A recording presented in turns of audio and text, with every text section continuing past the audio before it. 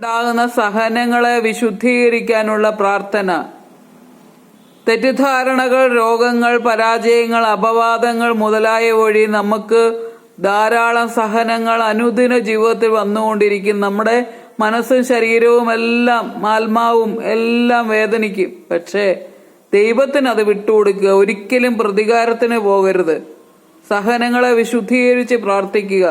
അപ്പോൾ നമ്മുടെ സഹനങ്ങളെ കുരിശോട് ചേർത്ത് വെച്ച് പ്രാർത്ഥിക്കുമ്പോൾ നമുക്ക് എന്തെങ്കിലും തരത്തിലുള്ള കാര്യങ്ങൾ സാധിക്കാനുണ്ടെങ്കിൽ അപ്പോൾ സമർപ്പിക്കുക.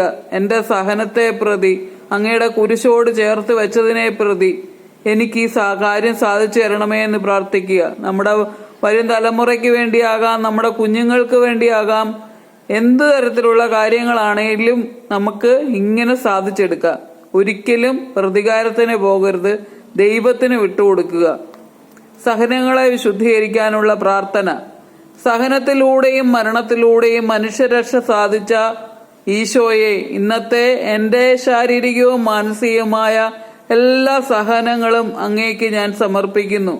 ഇന്ന് വരെ എനിക്ക് ഉണ്ടായിട്ടുള്ളതും ഞാൻ ഉപേക്ഷിച്ച് കളഞ്ഞതും അവസാന ശ്വാസം വരെ എനിക്ക് ഉണ്ടാകാനിരിക്കുന്നതുമായ സഹനങ്ങളും ലോകത്തിലെ സകല വിശുദ്ധരുടെ യോഗ്യതകളോടും ഇന്ന് ലോകം മുഴുവൻ അർപ്പിക്കപ്പെടുന്ന ദിവ്യബലികളോടും ചേർത്ത് നിത്യപിതാവേ, അങ്ങേക്ക് ഞാൻ സമർപ്പിക്കുന്നു. തെറ്റിദ്ധാരണകൾ, രോഗങ്ങൾ, പരാജയങ്ങൾ, അപവാദങ്ങൾ തുടങ്ങിയവയിൽ ഉണ്ടായ സഹനങ്ങൾ എടുത്തു പറഞ്ഞ് സ്തുതിച്ച് വിശുദ്ധീകരിക്കുക.